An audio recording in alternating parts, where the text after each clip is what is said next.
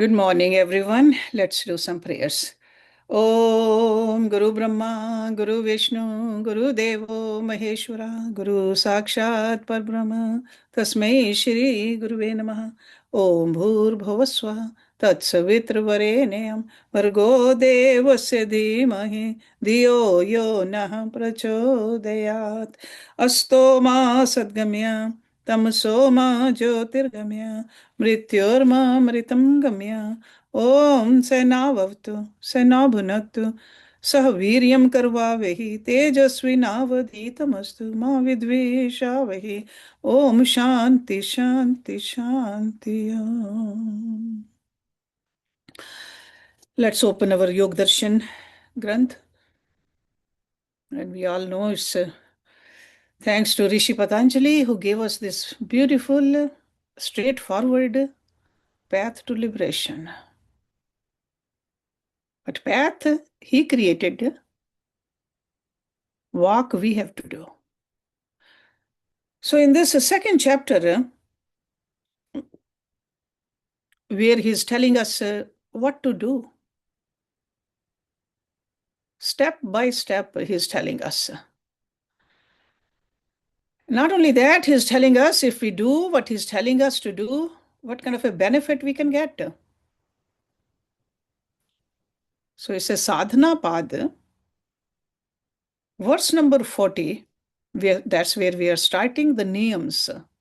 So yams, we already talked about, 5 yams, ahimsa, satya, ste, brahmacharya, aparigraha. Now the niyams. Niyams start with the shauch. So verse number 40, Shauchat swang jugupsaha pare a samsarga. Shauchat, that means the practice of purity. Swa means one's own. Ang, that means the organs or limbs. Jugupsaha, feeling of impurity. Pare, toward others. Asamsargaha, non-attachment, unmixing. So from purity arises sensitivity to the unclean nature of one's own body. And further he says that leads to unmixing with others. So if our body is like that, how about others' bodies? It comes from Shauchat.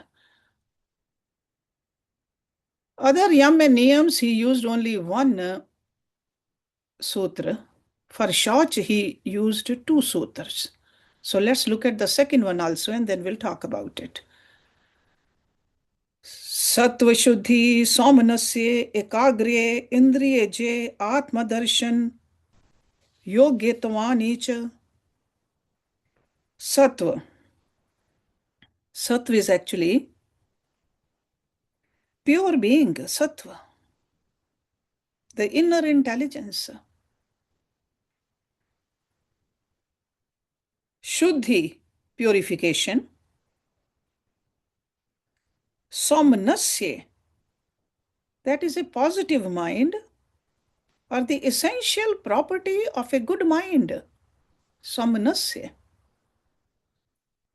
Ekagre, one-pointed mind. Indriye jay, victory over the senses.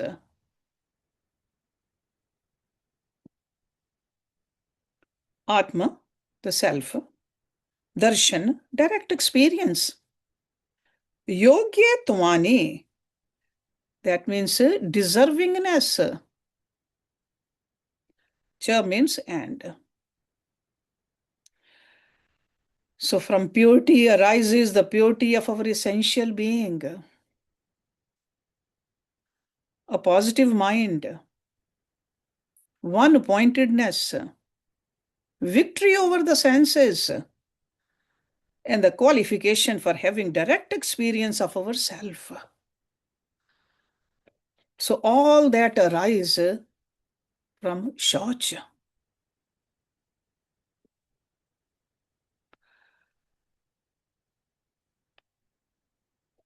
So the verse number 40, he says, purity, from purity, disgust toward our own body, as well as a desire not to associate with others arise. And in the second verse, he says, from his shouch, you get to know yourself. This gets a little confusing because if we just look at only verse number 40, if the result of practicing purity is that there's a disgust, what is he talking about?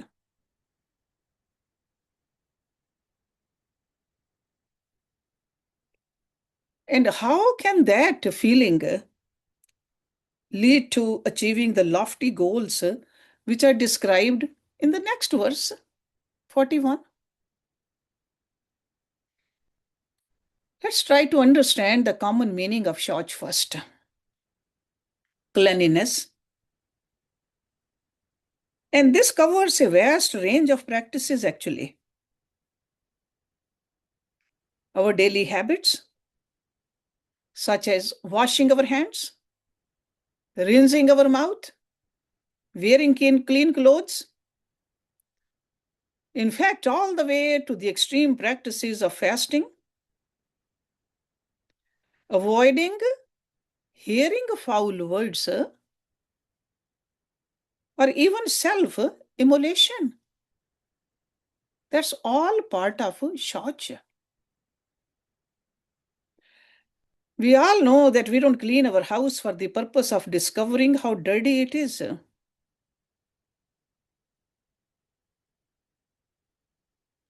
So we can use this discovery to cultivate disgust for it, in turn, use that disgust to motivate us to abandon the house.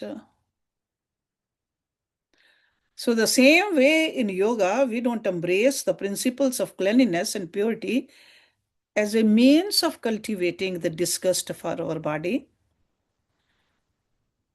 and then use that disgust to serve our connection with ourselves and with others. But only when we begin to clean our house, we notice how pervasive and subtle the dirt is, and how deeply ingrained it has become. When we remove the outer layer of dirt, we definitely begin to notice the deeper layer, subtler layers. Then we don't feel comfortable living in that dirty place. So until we have cleaned the house thoroughly, we don't like it. The same way, when we begin to follow a regimen for detoxifying our body, we become aware of deeper and subtler levels of toxins and impurities. Not only at a physical level, at a mental level also. We become sensitive to the discomfort they cause.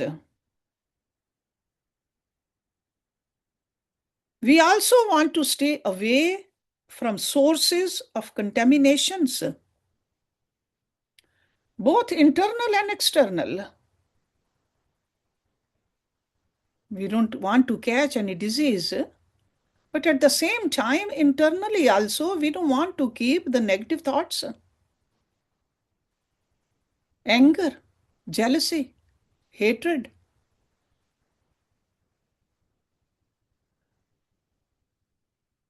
Shouch has two broad categories. Bahe, that means external, and abhyantar, which is internal. External purification includes bathing, wearing clean clothes, keeping our home clean, well organized, and infusing our life with sanctity. Internal purity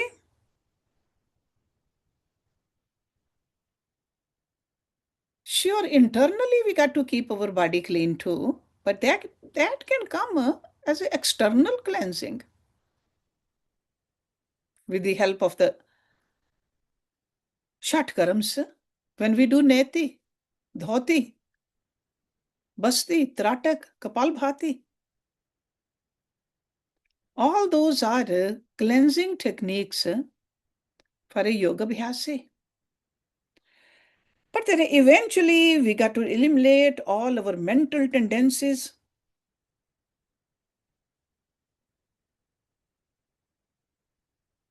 And we got to transcend those 5 afflictions. That's the Abhyantar Shaucha. So in yogic tradition, both external and internal purifications are precisely defined and their course of practice clearly delineated. So we got to pay attention to both external as well as internal. The 6 cleansing techniques, the Shatkaram which I just mentioned, that is a significant portion of a Hatha Yoga. In fact, the Hatha Yoga starts from there. Shatkaram. They are a foundation for the internal cleansing techniques for the body. So body also we wash outside, we wash inside. Then we clean our mind also. Then we keep an eye on our speech also. We even do the Agni Sar. That means essence of fire. We got to learn how to awaken and capture the internal fire at the Manipur chakra. Awaken and energize and nourish our gut brain. Very important to keep this body healthy. We not only become aware of the toxins and impurities affecting our colon, kidney, bladder, ovaries, testes, liver, heart, lungs, but we also cleanse our bodies of those impurities. So that's why this shauch is so important. Then we do pranayam also. Pranayam really opens the door to abhyantar shauch, internal cleansing.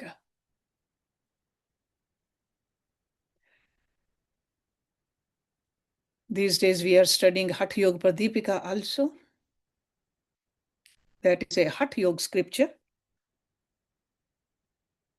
Over there in chapter 2, the Rishi says that our health and longevity depend on the steady, smooth flow of Pran Shakti, the life force. But we got to learn how to do the external cleansing techniques to really feel that Pran Shakti. Got to learn how to energize the internal organs. We got to watch that life force flows through the energy channels unobstructed.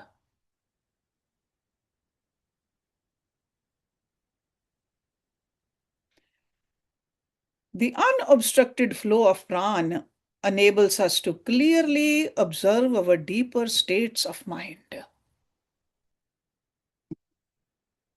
It's all connected. We really get to know through the pran that whether or not our mind is disturbed.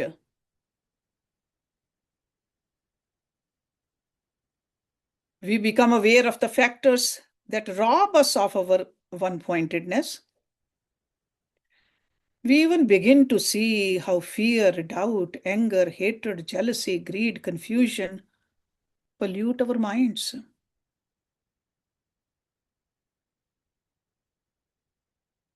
Not only that, This pollution motivates us to think, speak, and act irrationally. This is all linked. So, as Patanjali states in this sutra, Sutra number 41, this realization motivates us to destroy the deeper causes of these mental pollutants. So, Shauch not only helps us to keep this body healthy, Shauch at a deeper level helps us to get rid of these afflictions. That's where the Sattva Shuddhi comes. Because as avidya, asmita, rag, dvesh, and abhinivesh are controlled,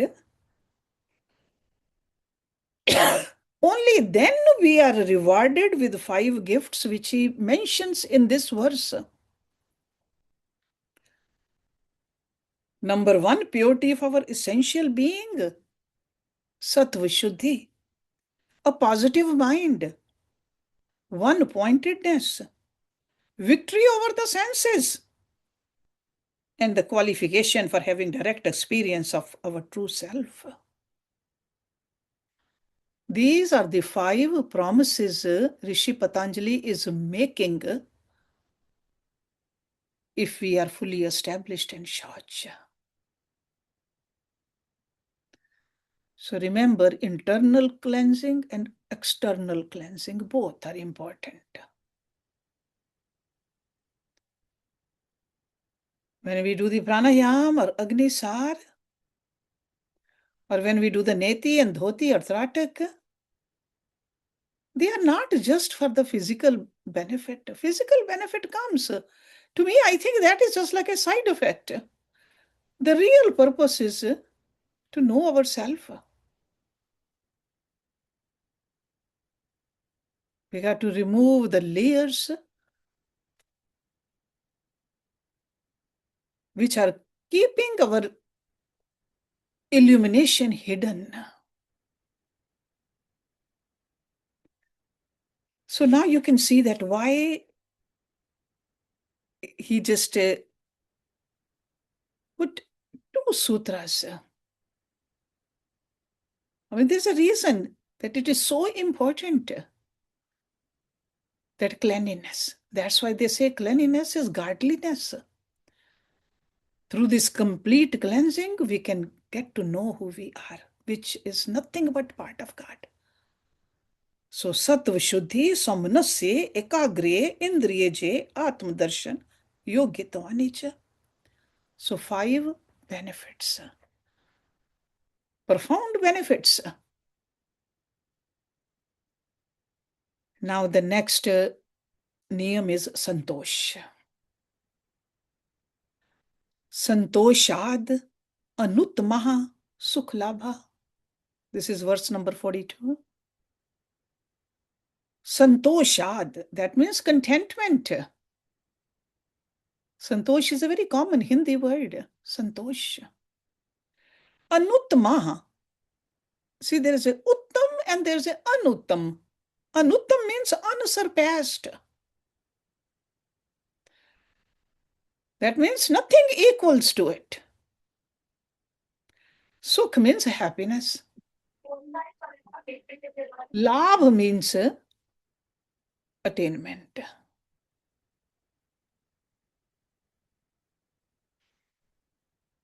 From contentment comes happiness, which is unsurpassed. There's nothing equal to it. So, in other words, santosh leads to happiness without any equal. You cannot put anything next to it. It is the highest. All sensual pleasures in the world and the great happiness in heaven also, you can combine it. You can multiply it with any number. That will not equal even 1/16 of the joy that arises from the elimination of craving.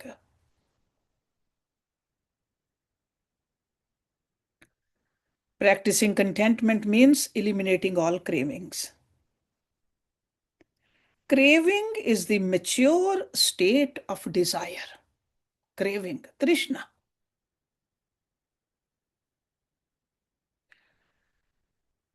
There are as many desires as grains of sand on the earth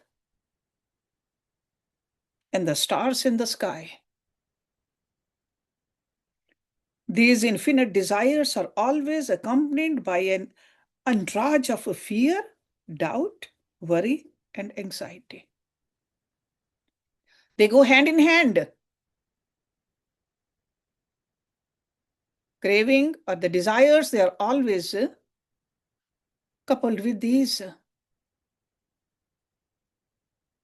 Transcending desires altogether is extremely difficult as long as we are ignorant of our true identity.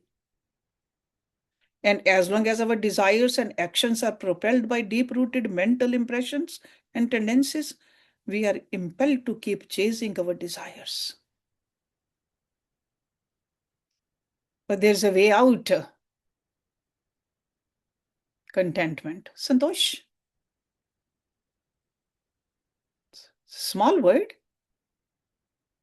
but big benefit. So the practice of contentment begins with a conscious decision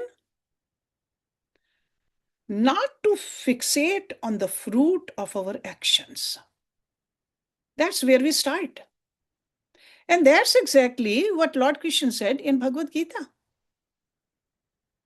That is one of the qualifications to become a Karam Yogi. It requires a deep conviction that when we perform our actions,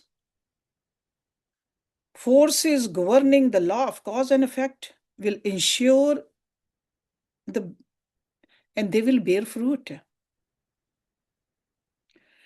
And when our actions do not appear to bear fruit, we remind ourselves that unknown factors, which are far more powerful than known factors, that's where we develop contentment.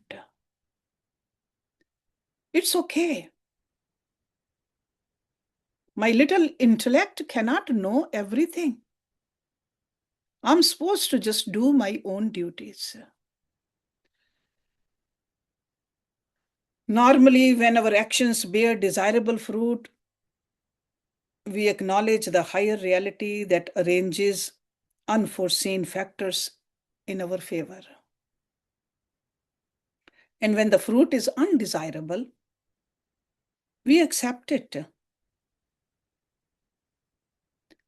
We acknowledge the benevolence of divine will.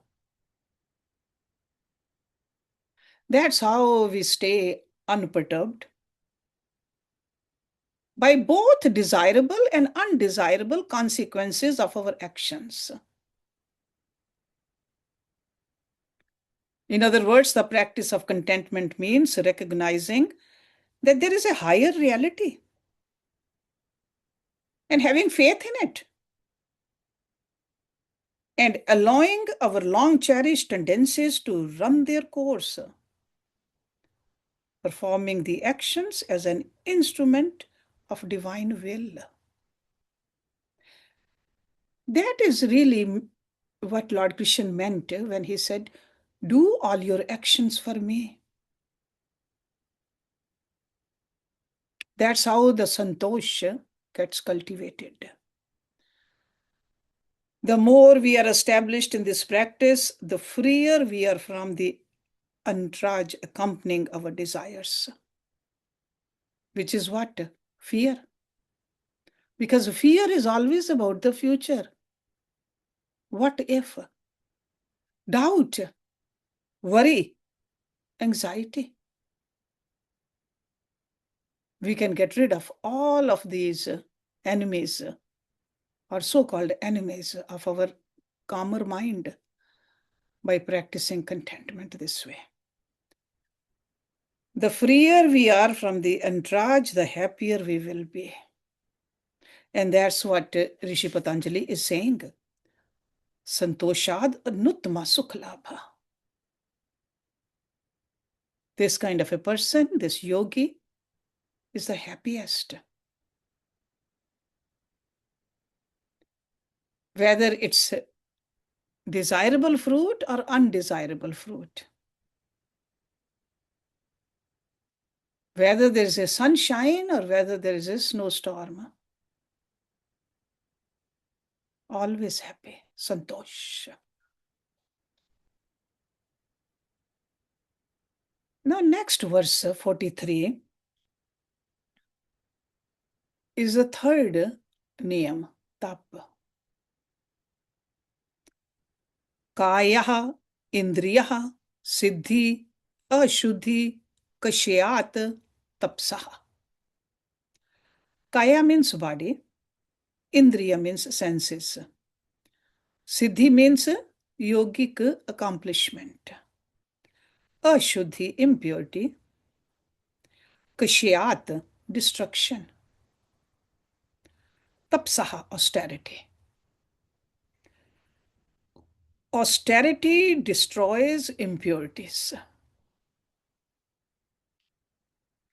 From that comes yogic accomplishments pertaining to the body and senses. So siddhis, the powers come.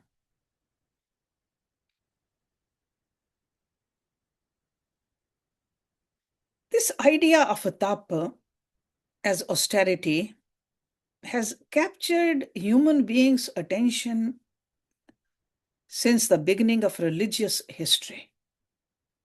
Tapasya. In every culture, people committed to austerity are perceived as extraordinary and pious.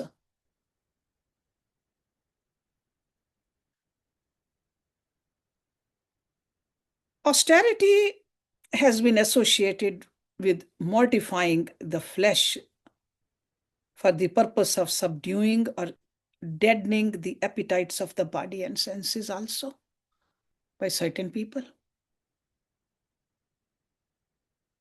And that kind of a austerity includes prolonged fasting. It could be deep deprivation of sleep, like not sleeping for days. Exposure to extreme temperatures and other forms of self-inflicted pains also. So some people think that that is a tapasya. But in the yogic tradition, practices of this type have nothing to do with austerity. And in fact, it's forbidden. Very clearly in Bhagavad Gita, Lord Krishna mentioned a few times. He said, Ashastra vihit ghoram tapyante ye tapojana. Ashastra. He said it's a ignorance or ignorant persons of demonic nature are the people who practice severe austerities without following the prescription of the scriptures. Ashastra vihitam. He says, Dambh ahankar sanyuktaha kam rag balanvata. They say they are full of hypocrisy, egoism, and they are impelled by the force of desire and attachment. So clearly he is saying, don't do those kind of austerity.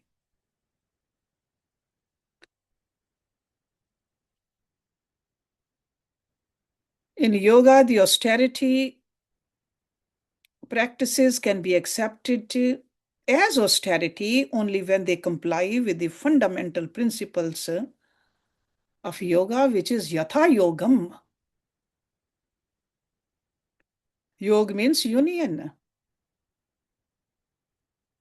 So the yogic concept of union applies to every aspect of our being. We got to make sure that we understand what this body is, what this brain is, what this energy is.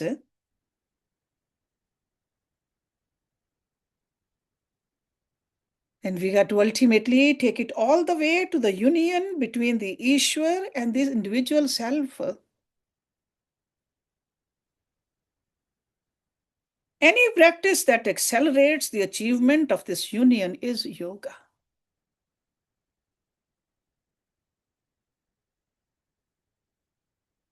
The literal meaning of tapa is shining heat. Tap is the radiance of the life force. Tap makes us radiant and vibrant. So, from the standpoint of practice gathering and imbibing this radiant force is tap. So, not hurting your body,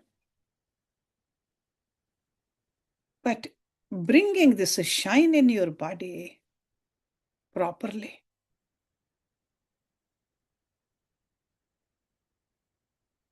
We have seen earlier, especially in verse number 18, that each of us has the capacity to shine and make the world around us shine.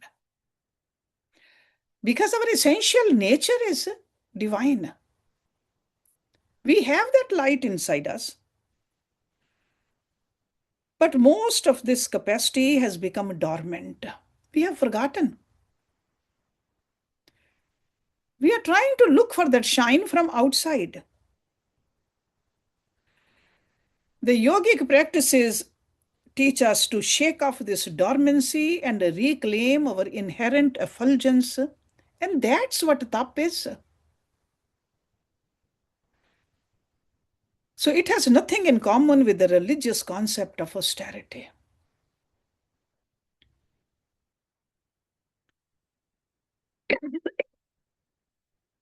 Excuse me.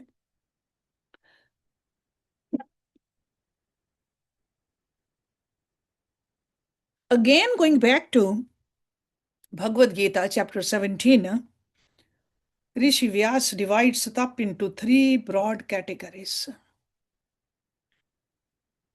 Physical austerity, shriram, then austerity of the speech, vachaha, and the mental austerity, manasam. Observing the principle of purity, practicing humility, observing the principle of continence and non-violence, committing ourselves to practices that help us reconnect with the pure and transforming power of intuition is physical tapa. This is directly taken from Bhagavad Gita. Austerity of the speech includes speaking only words which are not irritating, which are true, which are good and useful to others. And finally, that serve as a means of studying and examining our internal states. That is the austerity of speech. And what is the mental austerity? Mental austerity is measured by the clarity and joyfulness of our mind, cultivating thoughts that contribute to the serenity of our mind, the thoughts which will fill our heart with kindness. This will fulfill the criteria for mental austerity. It's also implemented by observing silence and by observing our thought processes during silence. That is the tapa, which Rishi Patanjali is talking about. So these three categories of tapa can be sattvic, rajasic, or tamasic. There's a further explanation in Bhagavad Gita. Sattvic tap is the highest quality, is accompanied by faith. And this faith is infused with the highest degree of purity. And the practitioner, the sadhak, knows the difference between the pure faith and the blind faith. That clarity is there. And where did the clarity come from? The knowledge. Where did the knowledge come from? From the scriptures and the Guru. That is the faith. Furthermore, the sattvic practice of tap is not tainted by the desire for the fruit of the practice. Remember that. Because when we practice tap with the intention of gaining distinction and attracting attention, it becomes rajasic. That is no good for a yogi because it feeds the ego. And the fruit of that kind of a tap is short-lived. And the lowest grade tap is austerity carried out by a dull, dense, and stupefied mind. Yoga Bhyasi uses all these instruments, whether it's a body or mind or the speech, properly. Because this lowest grade tap causes pain, it can be undertaken out of foolish notions, in defiance of common sense. So this sutra tells us that a high quality practice of tap leads to kaya siddhi, indriya siddhi. So kaya siddhi means bodily accomplishments.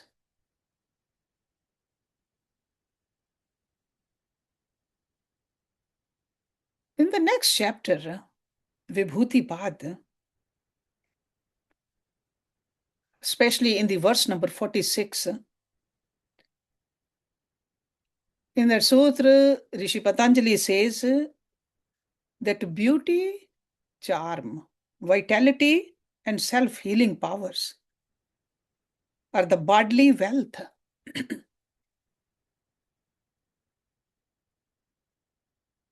And a yogi with the proper tap will have these accomplishments or the wealth.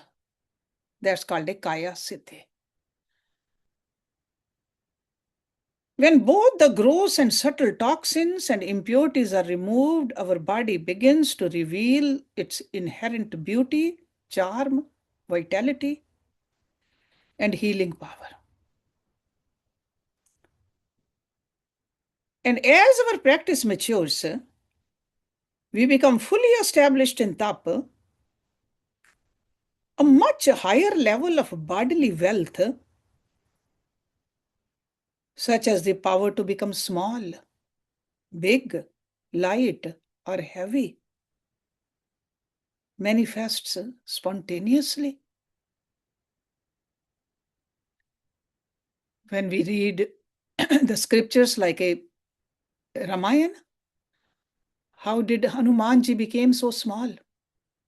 And he became so big also. He could make himself very light and fly. But at the same time, he could become so heavy also. Those are the yogic powers.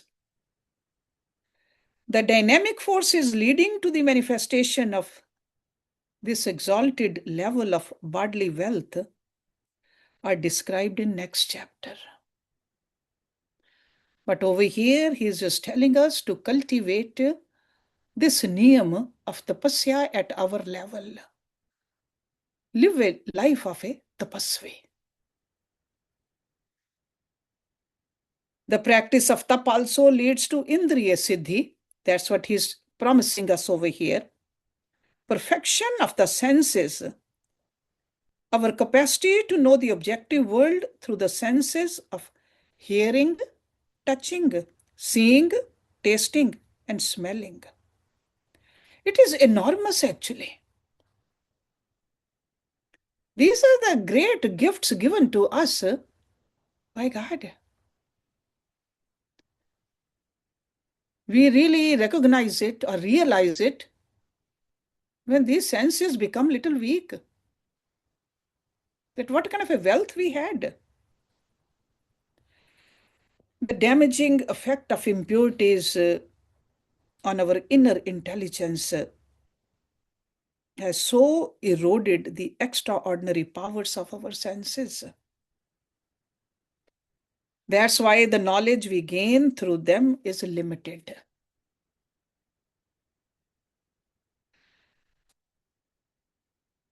The senses regain their extraordinary powers when the impurities blocking the flow of our inner intelligence are destroyed. Then our senses begin to operate in complete conformity with our inner intelligence.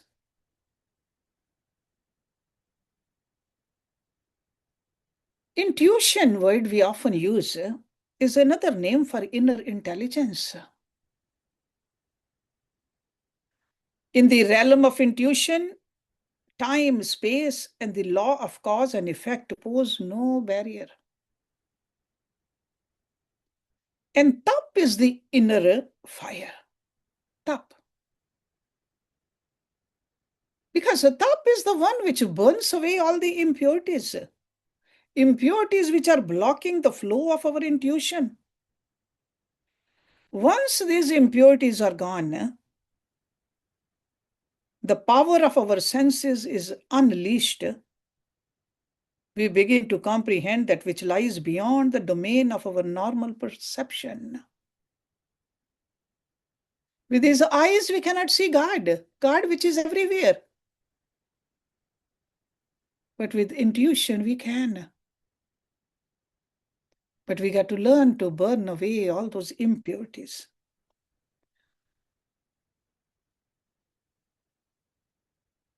Impurities fall into two categories: physical and mental. Physical impurities are either toxins created by malfunctioning organs and systems, or toxins the body soaks up from outside. And mental impurities, what are those? Those are the karmic impurities. Rishi Patanjali calls them kalesh, afflictions. And he has elaborated them in verse number 3 to 11 of this chapter. These deep-rooted impurities churn our mind and manifest as negative vrittis, tendencies propelled by anger, hatred, jealousy, greed, and attachment. They pollute our mind. And the polluted mind disrupts the natural function of our body. We all know that how mind and body are connected. So both physical as well as mental impurities disturb the body's natural balance by disproportionately dominating one of those three humors, they call it. Humors are like a excessive heat or excessive phlegm or excessive air, Vata, Pitta, and Kapha. So these, when body is disturbed, of course, the mind will be disturbed because they are so much connected.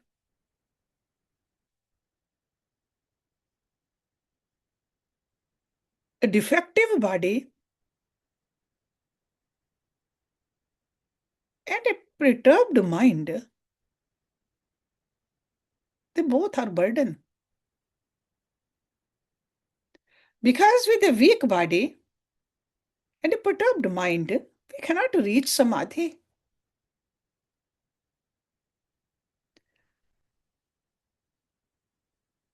Rishi Patanjali tells us that cultivating a healthy and energetic body and reclaiming our clear, calm focus and intuitive mind is utmost important.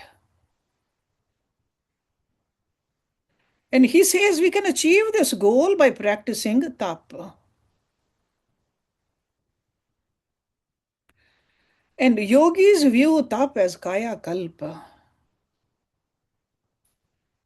That means reclaiming the body as it was. Body wants to heal. Body wants to be healthy. But we just don't give our body a chance to heal. We create obstacles for ourselves. This body can be renewed. According to the philosophy and the science behind the practice of Kaya Kalp, the human body is endowed with extraordinary intelligence and healing power. At a grosser level, we do see it. A cut gets healed. Even the broken bones get healed.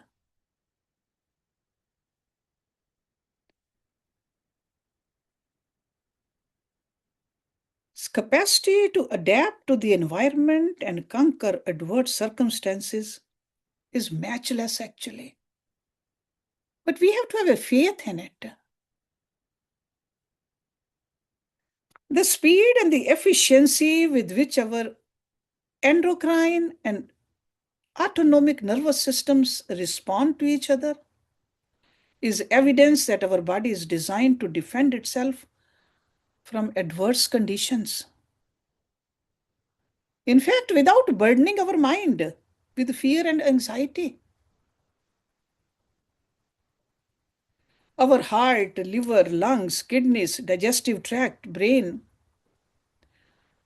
are centers of intelligence working together to achieve a common goal, actually. This intelligence, which fills every cell and guides and governs the complex system of our body, brain, and mind and heart, is known as Kundalini Shakti.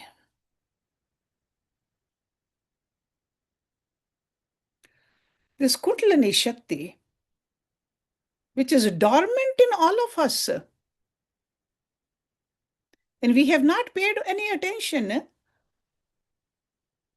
to awaken it, is the primordial pool of power and intelligence. In fact, it is the power of all the powers. It is the intrinsic nature of Ishwar. It manifests in us as Pran Shakti. But when the impurities block it, impurities at the physical level, impurities at the mental level, this flow of Pran, extraordinary healing, or you can call it a power inherent in our body, we don't have any idea. We have not created a conducive atmosphere in our body. That's why our body's systems become confused. They fail to perform the functions effectively.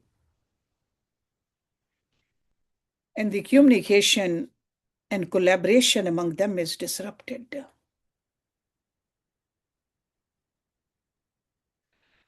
This unhealthy condition causes our strength, vitality, stamina to decline. Our love for life erodes. Life becomes burdensome.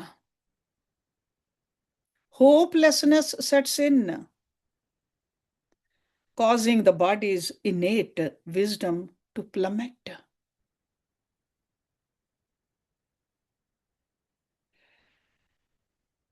Next week, I'll start from here.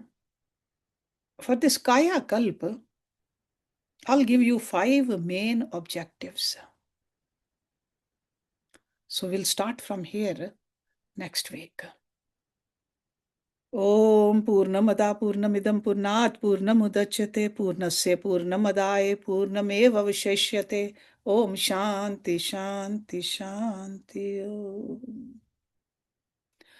Thank you very much for joining.